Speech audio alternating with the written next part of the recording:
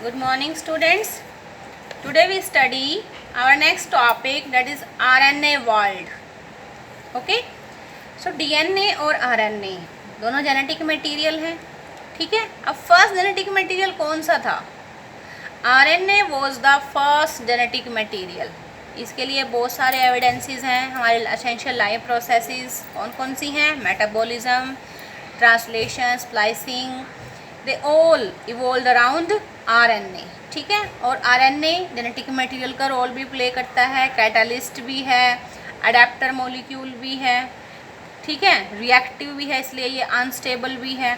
सो इसी वजह से DNA में चेंजेस होकर के डेवलप हुआ, RNA में चेंजेस डेवलप होकर के डेवलप हुआ DNA. ठीक है. तो DNA has evolved with chemical modifications that make it more stable then RNA. Okay. DNA is double stranded और दोनों स्ट्रैंड्स क्या हैं? एक दूसरे के कॉम्प्लीमेंट्री हैं. ओके.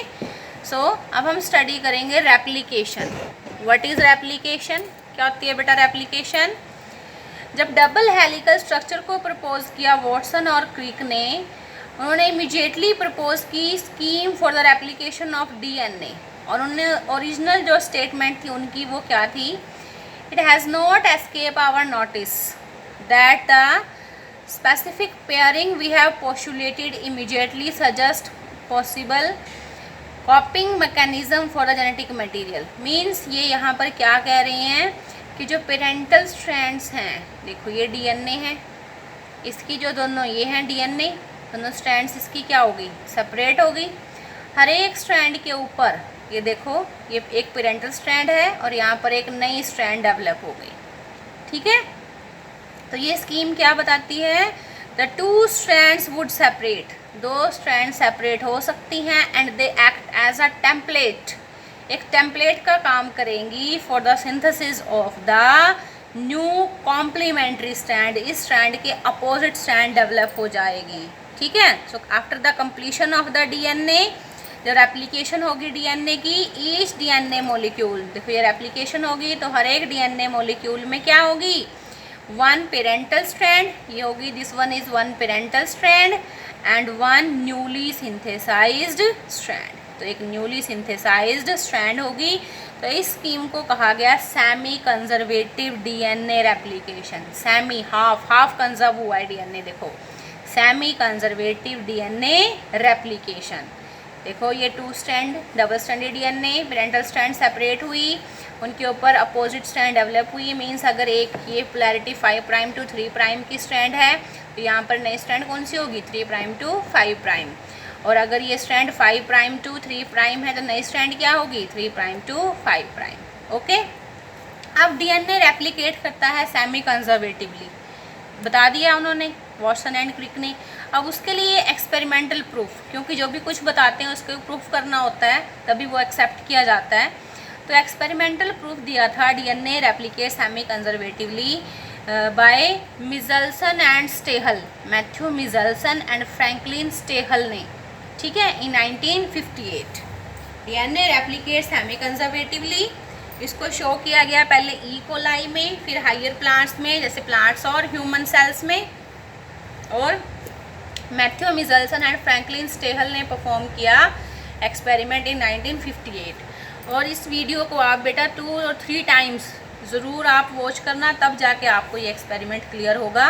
और इसका जो डायग्राम है वो मैं आपको बताऊं. इसमें जो स्ट्रैंड्स हैं, ये ग्रीन और रेड कलर की जो स्ट्रैंड्स हैं, ये आप ब्लैक और ब्लू पेन से इनको शो करोगे. एक ही पेन से या पेंसिल से आप इसको ड्रॉ नहीं करोगे. या तो पेन ले लो एक स्ट्रैंड के लिए और दूसरी के लिए पेंसिल, या ब्लैक पेन और ब्लू पेन. ओके. रेड नहीं यूज़ करना, ब्लैक और ब्लू पेन आप यूज़ करोगे इन स्ट्रैंड्स को बनाने के लिए. ओके. सो फर्स्ट इज क्या किया बेटा उन्होंने? दे ग्रू ई कोलाई, उन्होंने ग्रो किया ई कोलाई को in a medium containing ammonium chloride. और जहाँ पे जो है नाइट्रोजन है, it is the heavy isotope of nitrogen. ठीक है. और ये नाइट्रोजन क्या है? It is the only nitrogen source for many generations. They grew E. coli in a medium containing ammonium chloride that is N15 is the heavy isotope of nitrogen source for many generations. तो result क्या हुआ, जो nitrogen है वो incorporate हो जाएगा into the newly synthesised DNA. ठीक है, दिस हैवी डीएनए, अब ये हैवी हो गया, दिस हैवी डीएनए मॉलिक्यूल, एक हैवी डीएनए मॉलिक्यूल है, उसको डिस्टिंग्विश करेंगे फ्रॉम द नॉर्मल डीएनए। और उसको डिस्टिंग्विश करने के लिए हैवी और लाइट को प्रीवियस वीडियोस में मैंने आपको सेंट्रीफ्यूगेशन बताई थी। सेंट्रीफ्यूज मशीन जिसमें हाई स्पीड पे रोटेट करते हैं, हैवी और लाइट जो है ट्यूब्स में, सेंट्रीफ्यूगेशन ट्यूब्स में सेपरेट हो जाते हैं। ठीक है, तो दिस हैवी डीएनए मॉलिक्यूल को डिस्टिंग्विश करेंगे नॉर्मल डीएनए से बाय सेंट्रीफ्यूगेशन, और उसके लिए मीडियम यूज़ करेंगे caesium chloride in a caesium chloride density gradient. ठीक है, यहाँ पर देखो N15 is not a radio active isotope, it can be separated from N14 only based on densities. Okay, उसके बाद क्या किया उन्होंने, then they transfer the cells, फिर उन्होंने ट्रांसफ़र किया उन सेल्स को in a medium with normal ammonium chloride. पहले हैवी में, अब किस में किया, नॉर्मल में, अमोनियम क्लोराइड N14 नॉर्मल है। ठीक है, और सैंपल्स लिए at various definite time intervals, 20 minutes, then after 40 minutes, then after 60, 80 ऐसे। ठीक है, they transfer the cells into a medium with normal ammonium chloride and they took samples at various time intervals, क्योंकि जो sales हैं वो multiply करेंगी, और extract किया डीएनए को that remained as double stranded helices. हमेशा जो डीएनए आ रहा था वो डबल स्ट्रैंडेड आ रहा था। फिर उन वेरियस सैंपल्स को सेपरेट करने के लिए किस में सेपरेट किया, independently on caesium chloride gradients to measure the density of the DNA. ठीक है, अब देखो, अब जो डीएनए आया, the DNA that was extracted, अब जो डीएनए था जब उसको एक्सट्रैक्ट किया from the culture 1 generation after the transfer, culture 1 generation में जब उसको एक्सट्रैक्ट किया after the transfer from N15 first था, सेकंड में किस में किया, N14 में। ठीक है, that is after 20 minutes इक्वलाई divide हो जाएगा 20 मिनट्स में।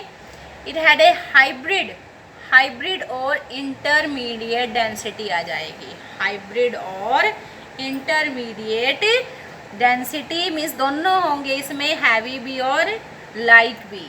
ठीक है, फिर डीएनए एक्सट्रैक्ट करेंगे from the culture after another generation, 40 minutes के बाद जब उसको एक्सट्रैक्ट किया, फिर इसमें क्या आया, it is composed of equal amounts of, फिर इक्वल अमाउंट्स हो जाएंगी हाइब्रिड डीएनए की और लाइट डीएनए की।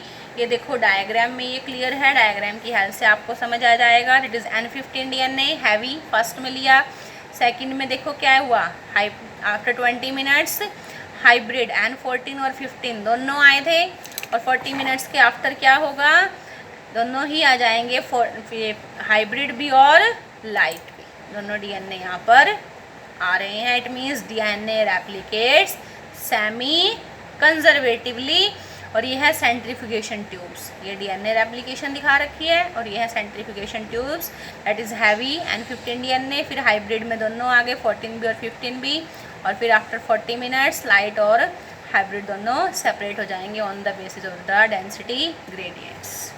ओके, तो ये है बेटा experiment, Meselson and Stahl experiment, जो एक्सपेरिमेंटल प्रूफ प्रोवाइड करता है that DNA replicates semi conservatively. It is very very important experiment.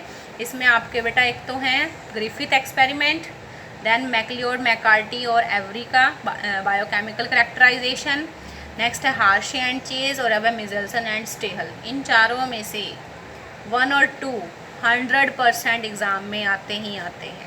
Okay, very similar experiments को जिसमें यूज़ किया गया रेडियो एक्टिव थायमिडीन को to detect distribution of newly synthesised DNA in the chromosomes. अब किसमें study किया गया, क्रोमोसोम्स में, और जो एक्सपेरिमेंट्स थे दे वाज परफॉर्म्ड ऑन वीसिया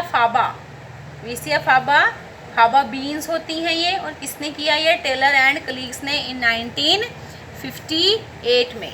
ठीक है, तो इस एक्सपेरिमेंट्स ने ये प्रूव किया कि जो डीएनए है in chromosomes it also replicates semi conservatively. Okay, so This is the experimental proof that DNA replicates semi-conservatively. Okay, have a nice day.